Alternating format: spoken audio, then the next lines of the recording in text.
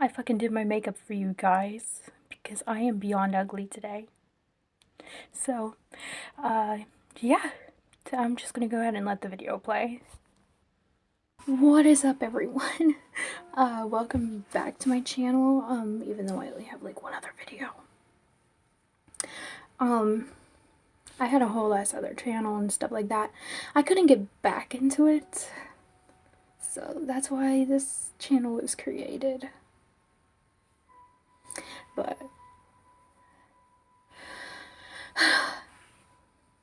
this video is about to become very, very interesting for me because I've never really done any versus videos. And when I tell you this match is so unfair, I am telling you it is beyond unfair. Like, it just blows my mind. People think this dude has a chance.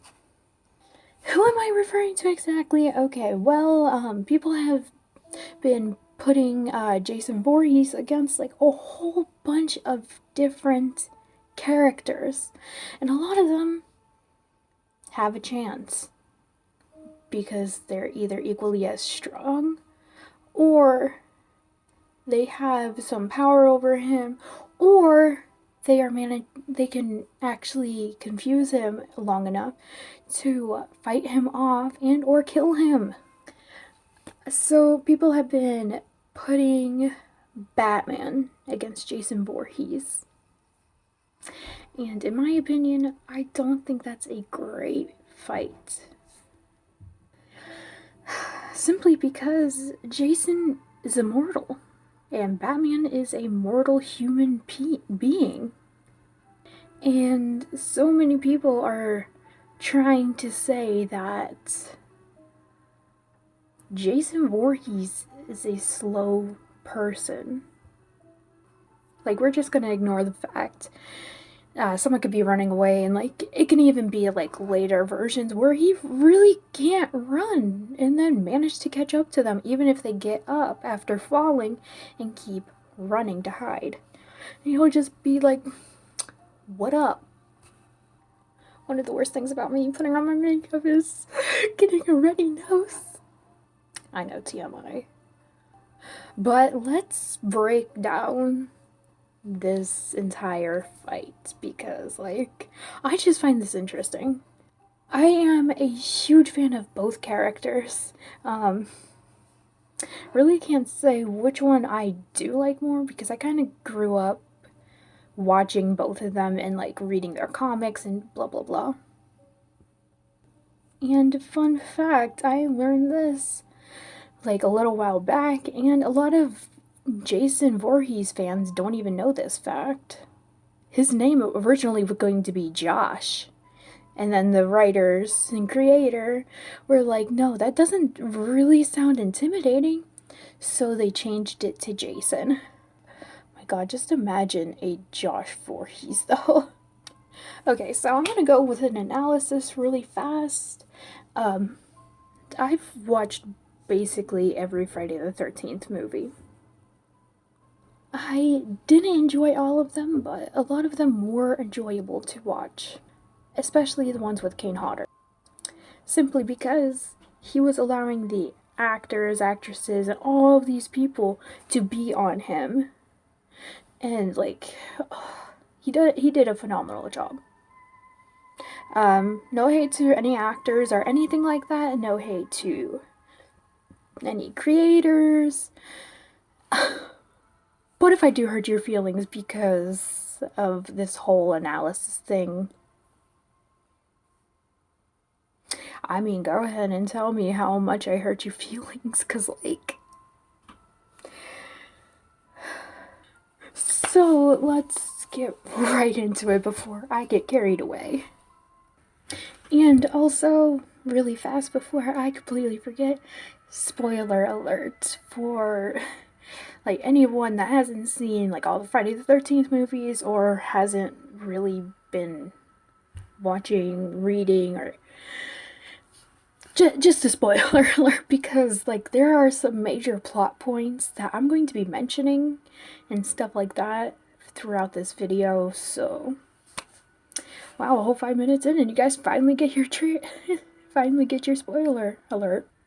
Okay, so back in the first movie of Friday the 13th, which came out in 1980, if I'm remembering correctly, it doesn't really have Jason in there, but Jason is definitely in the movie.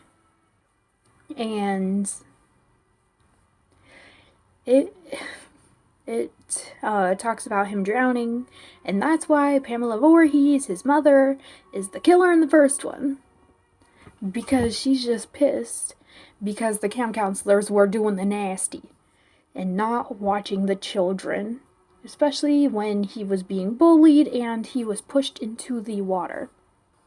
And by the second one, Final Girl Alice, even though that wasn't really a term, but it kind of was becoming a thing at the time, was living on her own, especially since she was basically traumatized because, like, who wouldn't be? Because, like, all your friends are dead.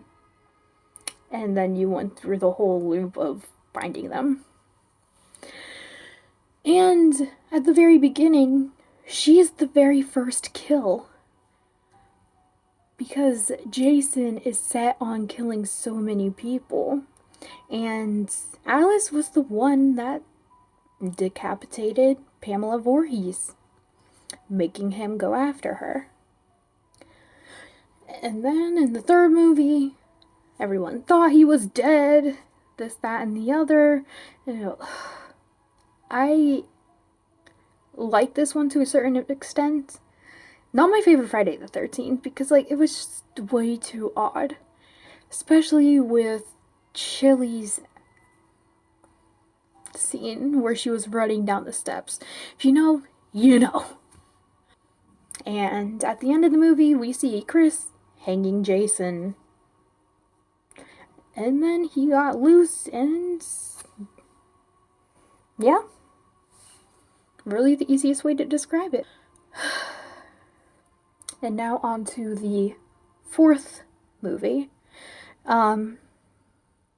Jason is back and stuff. Like, he was taken to a morgue, presumably dead, you know, like all the other movies. And he somehow wakes up, even after getting an axe to the head, which makes no sense to me whatsoever. And then it turns into a very, very good story and stuff like that, involving a family, the Jarvises. That's weird to say out loud. The Jarvis family. We're just gonna say Jarvis family because, like, yeah. And at the end of the movie, the siblings, Trish and Tommy, both really deserved that kill. They earned it. Especially since he killed their mother, even though it was completely off screen and we didn't see a body later on. What the fuck? And we're gonna completely skip over Friday the 13th, Part 5, A New Beginning, simply because it's not Jason. If you haven't watched this one, it was basically a copycat killer pretending to be Jason. Simply because his son was killed after pissing off somebody, even though the son was pestering him. That's basically the whole reason why this dude just decided to go on a murder spree, even though none of the other teenagers did a damn thing to him. So now we're moving on to Part 6. I do not really care for this movie, mostly because the final girl, I don't remember her name, that's how forgettable she is, did not deserve that title of final girl. And she certainly didn't deserve or earn the right to intervene in that fight at the end between Tommy and Jason. Okay, so remember when I said back in the 4th film, he was finally killed, and that's where the movie was supposed to end. Well, that's where the series was supposed to end, but you know, they don't care. Besides the point, Tommy and his friend were 2 fucking dumbasses in this movie. They brought him back to life, although unintentionally. Why would... If you knew somebody was dead, why would you disturb them, giving them the chance to come back? That's a... It's a question I have. It's really the only question I have about this movie. Why would you fuck with the dead? If someone is confirmed dead, do not mess with the body. I mean, can we make that a rule? Can we make that a horror rule? Can we? God damn it, where's Ghostface when you need him? So at this point, we know he's immortal because now he technically cannot be killed. And then Jason Goes to Hell. I am not sure what number that one is. I'm pretty sure it's 8? I'm pretty sure it's the 8th film. I might be wrong. Please don't yell at me, because like sometimes I get the story, like I get them mixed up. Especially Jason Takes Manhattan and Jason Goes to Hell, because like... And in Jason Goes to Hell, we see Jason being blown up. But here's the fun part. He basically goes to hell, and then he begins to possess people, and then he's reborn. And he was reborn through a sister or niece or someone that was never mentioned beforehand, which is confusing as hell. Like, someone explain this to me. Where did the sister come in? And then once he's reborn, he is back to being immortal. I couldn't get through that whole movie because like it was weird, because like in order for Jason's soul to transfer, he had to suck face with people basically. And now we are going on to Jason X. I am pretty sure I watched this movie like once or twice, but the very beginning, we see Jason being frozen for quite some time along with a lady. I don't remember her name because like a lot of people have weird names like Gecko and stuff, because like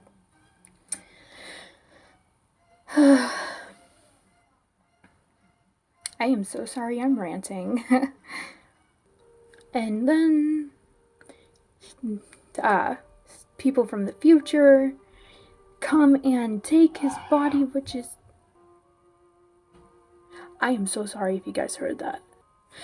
As I was saying, people come from the future and take Jason, which is like one of the dumbest things anyone could do. Like, you would think, oh, here is a very dangerous killer. Yeah, let's just bring him with us. That's like inviting someone like Michael Myers into your house, being like, oh, I know you're here to kill me, but come on in. People in these movies are so damn stupid. And then we see Jason being blown up again by the android KM, or whatever her name was. I don't know. I don't care. She's an android. We're just gonna go with super hot android lady, as some people refer her to. And then the nanobots, since that he was hurt or damaged or whatever you want to call it, and go and repair his body, therefore making him Uber Jason, which I think is like one of the coolest looking Jasons out of all of them. Oh my god, that took me forever to get through. So yeah, and Jason was basically killed at the end of the movie when the captain or whoever he was to the people drove him down to earth, hugging onto him to make sure nobody else died. So he is a confirmed immortal. So there's that for him. And let's go. And throughout the Friday the 13th movies, we see Jason. We see Jason hiding in areas. Like, just a small area for, like, days without anyone, like, ever noticing him. So he's beyond stealthy. And if Batman tried to do that, he would be caught. I'm sorry, he would.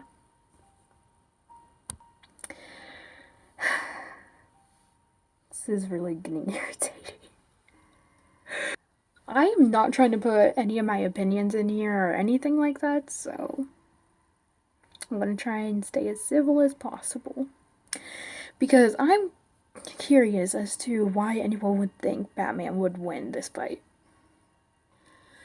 Anyway, Jason could hide for like days on end and only show himself when he's ready to kill.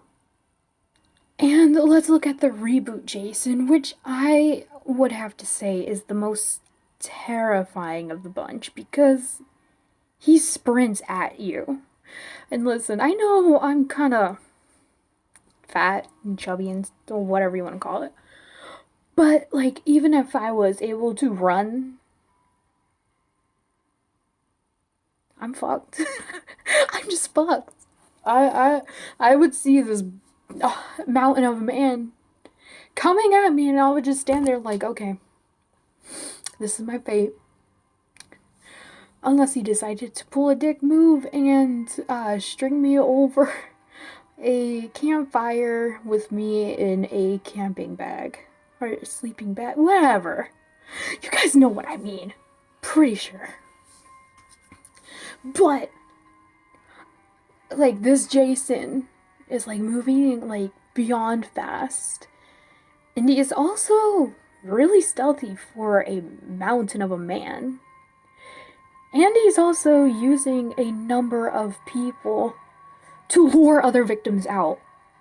Like, we've seen him do that twice in the remake, I'm pretty sure. Because there was a girl and then there was a dude. The girl was strung up over a campfire in a sleeping bag or a camping bag, whatever you guys want to call it.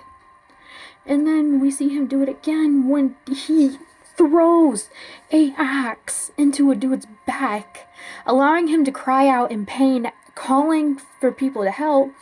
And then Clay, who is played by Jared Padalecki, is like, yo, no, do not go out there. He wants us to go out there. And then we get a moment where, like, a lot of people are confused as to, like, if Jason could drive or not. Because, like, if Michael Myers is able to drive, why can't Jason? And then Jason popped up behind him, even though that would mean he's, like, teleporting. Because, like, he was just at the cabin. And then suddenly he's on the road. Unless he got super speed. I know he is, like, super fast and stuff, but there's no way he's that fast. There is no way. And now on to Batman after 19 minutes of this video. This is going to become interesting. This is probably not going to be as long as a part as Jason Voorhees, but... So, Batman, in my opinion, won't be able to do much, simply because he is a mortal human being who uses a lot of his gadgets. And even if his gadgets didn't work, he couldn't get into a fist fight with Jason and win. I mean, we've seen that in Jason Takes Manhattan, where, I don't remember the character's name, was literally punching him, like, just trying to fight him off long enough so he can leave. And, like, we've never seen that before. Someone squaring up to him and then ending with take your best shot and getting your head punched off.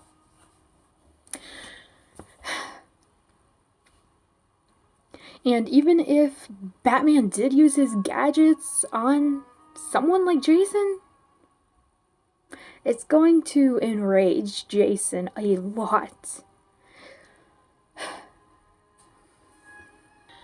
And Batman has like hella gadgets. And if one of them actually ended up working long enough, I would be beyond shook. Like, and considering someone equally as large as Jason Voorhees, aka Bane, broke Batman's back and then becoming the man who broke the bat. Okay, I know I said I wouldn't do a Jason part or like just have Batman have his moment.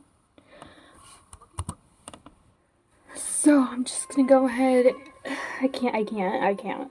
Because like it's impossible to give Batman his own little part, other than the fact he was trained by so many people. It's not funny. But here is the thing. Jason is pure muscle. He is pure power.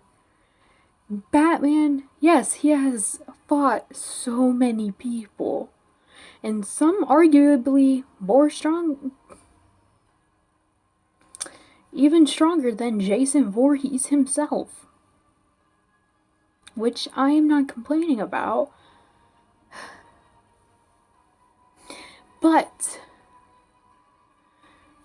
someone did manage to break Batman's back, which Jason more than likely would be able to do if he really wanted to.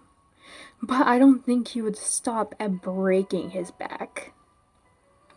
I mean, we saw back in Friday the 13th, Part 2, his determination to kill off Alice.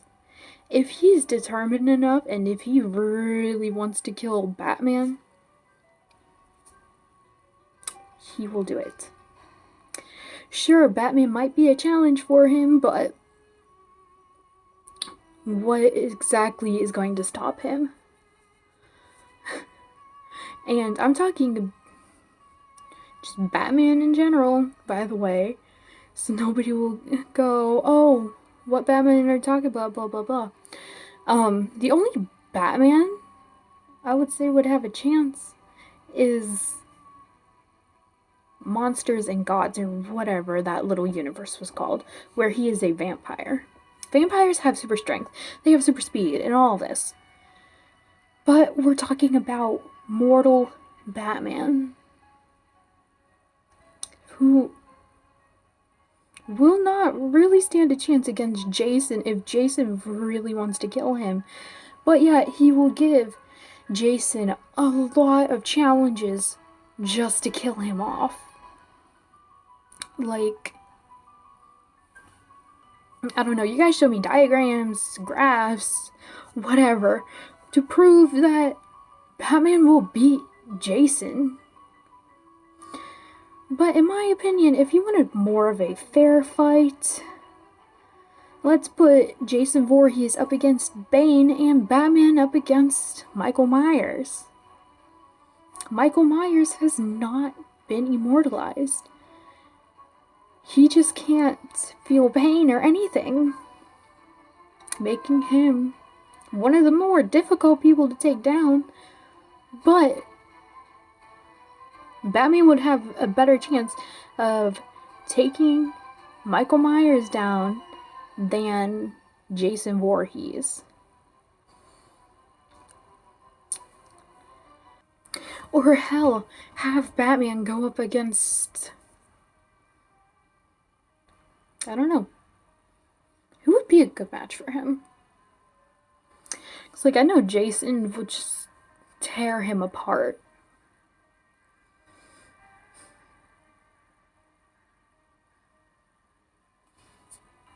No, I do think Michael Myers would be a good match for him. But for people who are saying, oh, Batman can dodge at the speed of light, and this, that, and the other, he is a human being.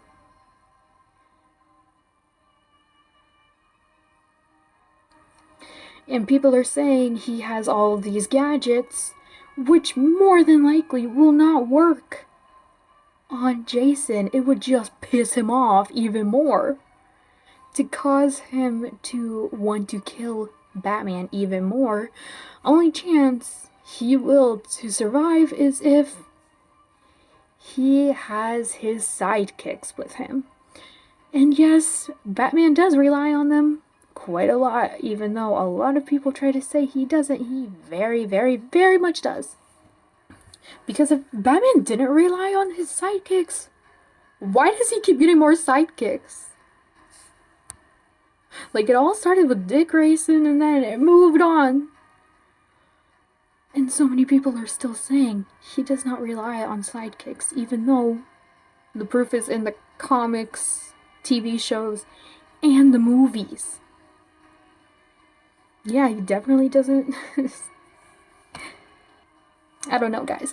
But if you want me to put another killer up against another superhero, or even a villain, or anyone else, I will very much look into it and find some information.